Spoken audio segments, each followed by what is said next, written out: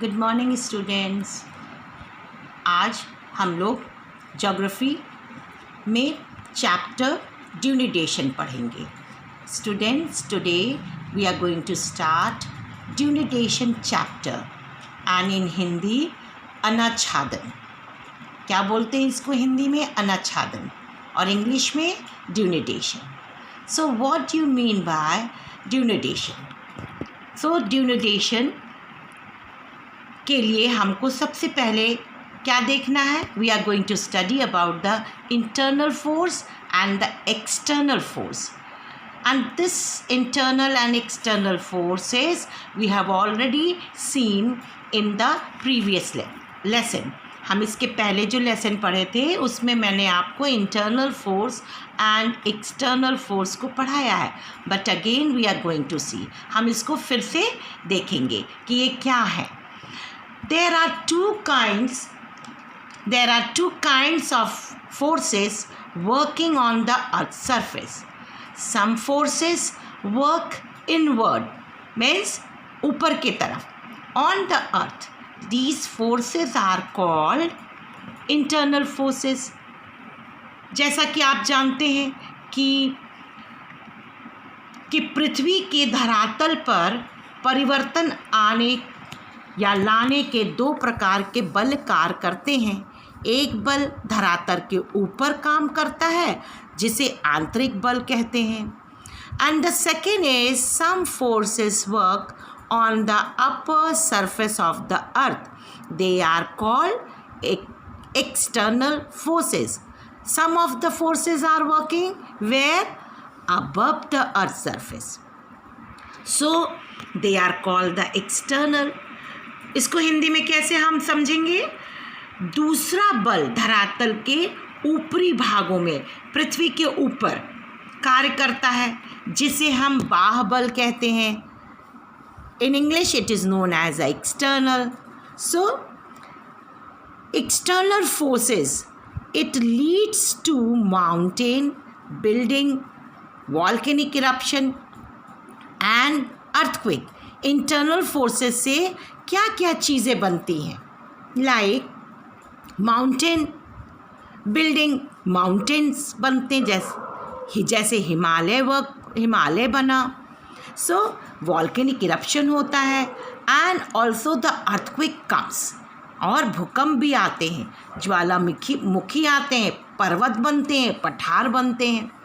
External forces. Now we are going to see the external forces. The external forces are very slow, and the examples are wind, waves, sea, the rivers and the glaciers. So these are the internal external forces. जैसे कि अभी हमने देखा कि बाह्य शक्तियाँ धीमी गति से होती है. As I have read, it is very slow. External forces are very slow. तो वेरी स्लो का मतलब ये शक्तियाँ बहुत धीमे धीमे काम करती, पृथ्वी पर धीमे धीमे चीज़ों को बनाती हैं. इसके उदाहरण क्या है? प्रवाहित जल, जैसे रनिंग वाटर, नदियाँ, reverse, Himani means glaciers, Pawan means like the wind, and the समुद्र की लहरें, एंड ऑल्सो द वेव्स. पृथ्वी की धरातलीय संरचनाओं को काट छाट कर समतल बनाती रहती है. तो इसका कैसे है कि these things like the running water, reverse, glaciers, wind and the waves, ये क्या करती है? They all cut the upper part of the earth crust and they make the land even मतलब समतल, plain. So now we are going to study the denudation, as the chapter name is denudation and anachhadan. So now we are going to see the definition of denudation. So denudation is an erosive process of breaking and removing of rocks from the surface of the earth. It is the process of breaking. And जब पत्थर टूटते हैं पृथ्वी के बाह्य शक्तियों द्वारा, भूपट हमारी भूमि हमारे धरती जो है ऊपर से टूट फूट जाती है, जिससे टूटे हुए जो टुकड़े हैं एक स्थान से दूसरे स्थान पर इकट्ठा होने लगते हैं। तो इस क्रिया को अनाच्छादन कहते हैं। Like denudation means by breaking off the rock it is removed from one place to another on the surface of the earth is known as denudation. I hope you have understood, students. Now we are going to study the weathering. What do you mean by weathering? Weathering is the process of decay and breaking of the rock. It occurs due to the action of atmospheric condition. What do you mean by weathering? It is a process of decay. Decay means what? धीरे धीरे rocks का टूटना और साथ में break होना, टूट जाना, ब्रेक हो जाना, क्रम्बल हो जाना, and then it is done by the action of atmospheric condition. तो इसको हम हिंदी में देखेंगे, ऋतु और मौसम के प्रभाव द्वारा चट्टानें जो हैं धीमे धीमे अपने ही स्थान पे, जहाँ पर पत्थर पड़े रहते हैं ना, उसी स्थान पे उनके छोटे छोटे टुकड़ों में टूटती फूटती रहती है. और चट्टानों के अपने स्थान पर टूटने फूटने की क्रिया को अपक्षय कहते हैं. जहाँ पर चट्टानें रहती हैं वहीं पर टूटने लगती हैं, वो कहीं और वो है उड़ के या कहीं और बह के नहीं जाती हैं. जहाँ पर चट्टान रहती वहीं पड़ी रहती है, वहीं पर वो टूटने लगती हैं. तो इस टूटने फूटने की क्रिया को क्या बोलते हैं? अपक्षय कहते हैं. That is the weathering. The weathering process done by the decay or the breaking of rock. It occurs by the action of atmospheric condition. I hope you have understood. बच्चों समझ में आ गया? अब आगे हम चलते हैं. Now, weathering के 3 प्रकार हैं. The weathering is of following 3 kinds. हम weathering का मतलब क्या होता है? weathering का भी हमने आपको क्या मतलब बताया? वेदरिंग का क्या मतलब बताया आपको? हाँ, वेदरिंग का मतलब अपक्षय.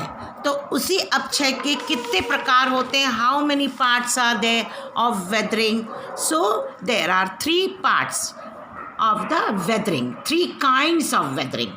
First is physical weathering, second is chemical weathering and third is biotic weathering.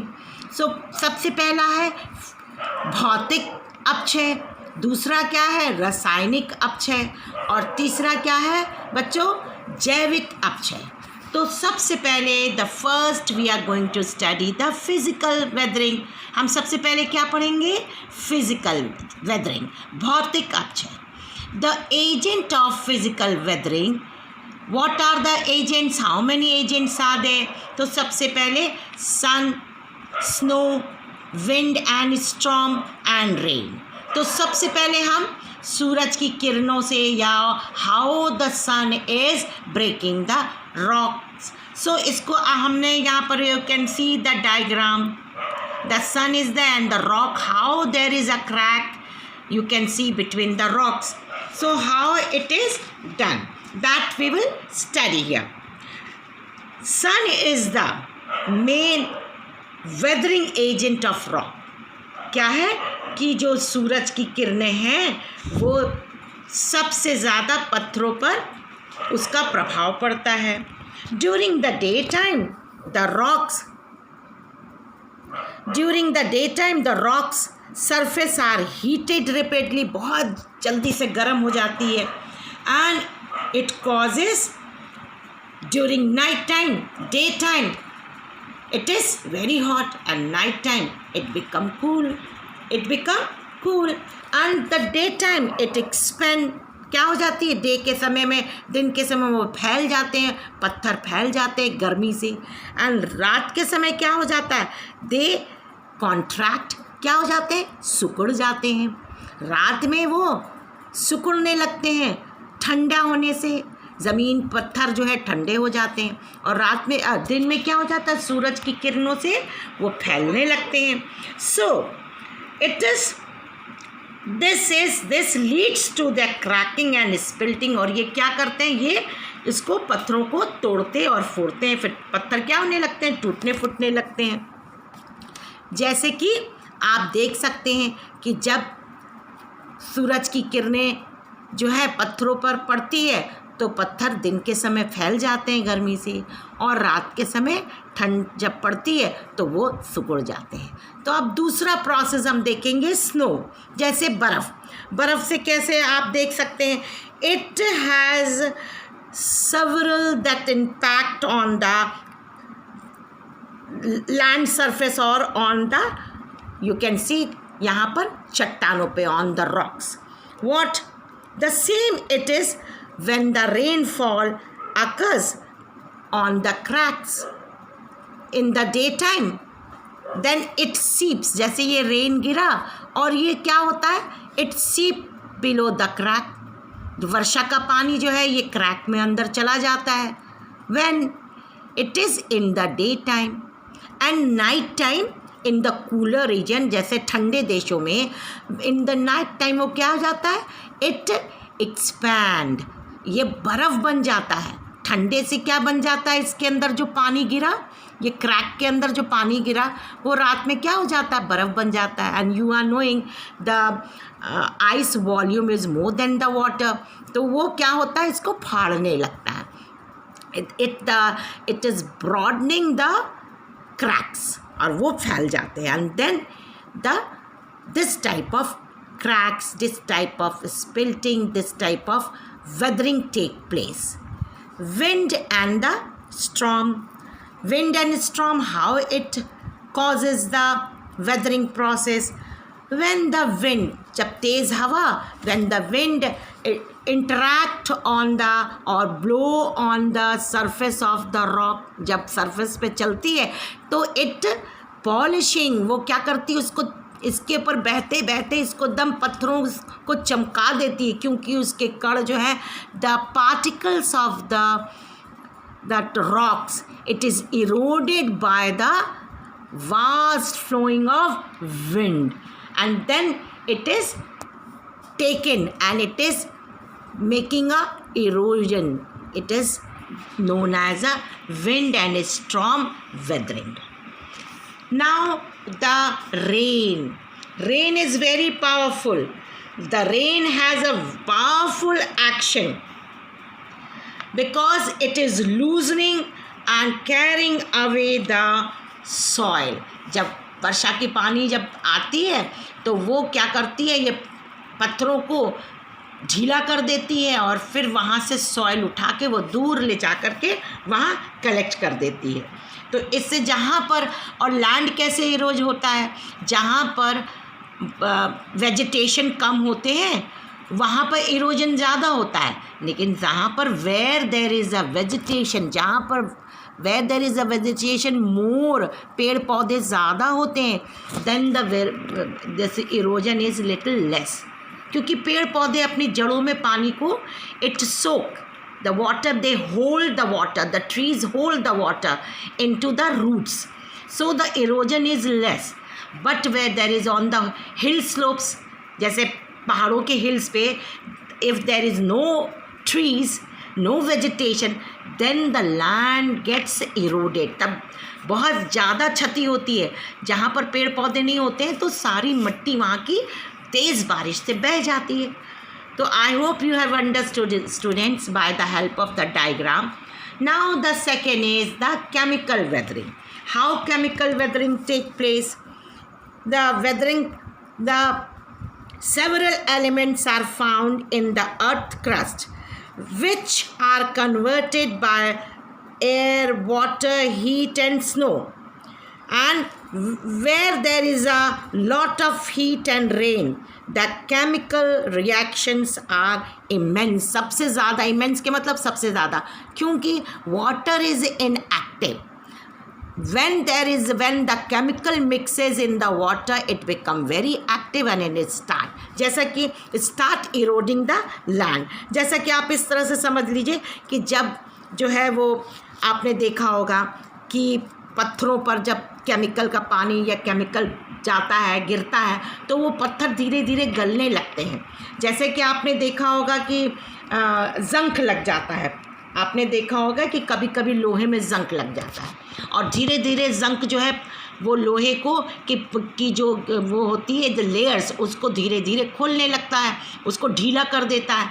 तो केमिकल वेदरिंग आप इस तरह से देख सकते हैं कि how the iron rods are eroded by the that you can see the rust से आप उससे आप पता लगा सकते हैं कि केमिकल के ज़रिए से ही जो है जंक लग जाता है इसमें आयरन में या लोहे में.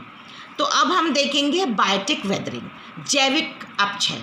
तो आपने ये पेड़, ये डायग्राम देख रहे हैं ना, इसमें क्या होता है कि कभी कभी आपने देखा होगा कि the biotic the animals sometime it digging the holes in the earth crust. कभी आपने देखा होगा चूहे जो है बिल बनाते हैं. कभी कभी पेड़ों के नीचे आपने देखा होगा, बड़े बड़े पेड़ के नीचे वहाँ चूहे जो है बिल बना देते हैं, रैबिट्स बिल बना देते हैं, कीड़े मकोड़े हैं. तो उससे क्या होता है, वहाँ हॉलो हो जाता है और धीरे धीरे वो हॉलो बड़ा होते होते वो अंदर जो ज़मीन के अंदर जो पत्थर होते हैं उसको धीरे धीरे इरोट होने लगते हैं. और कभी कभी man is also the cause. जो इंसान है, मनुष्य है, वो भी एक बहुत बड़ा कारण है. क्योंकि मनुष्य क्या माइनिंग करता है, वो जो है खान से जो है मिनरल्स को निकालता है और साथ में सड़कें बनाना, सुरंग बनाना. इसी प्रकार say that you can see the land is getting eroded. तो ये सब चीज़ें बायोटिक में आती हैं. एक और चीज़ आपने देखा यहाँ पर पेड़, कभी कभी आपने देखा होगा, sometime you must have seen on the wall that there is a big tree. कभी आप जाते हो रास्ते में देखे हो, कभी छत पे या कभी आपके घर में कभी कभी देखा होगा छोटा सा पेड़ पीपल का या किसी चीज़ का, फिर धीरे धीरे वो बड़ा होने लगता है अगर आप उसको ना निकालें.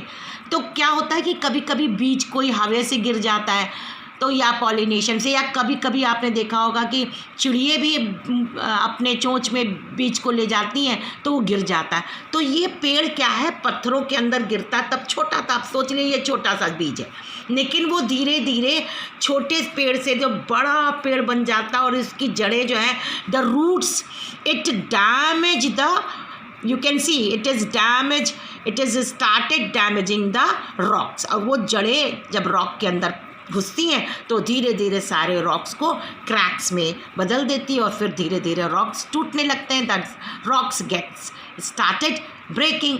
सो this comes under the category of the biotic weathering. और ये किस में आता है, जैविक में.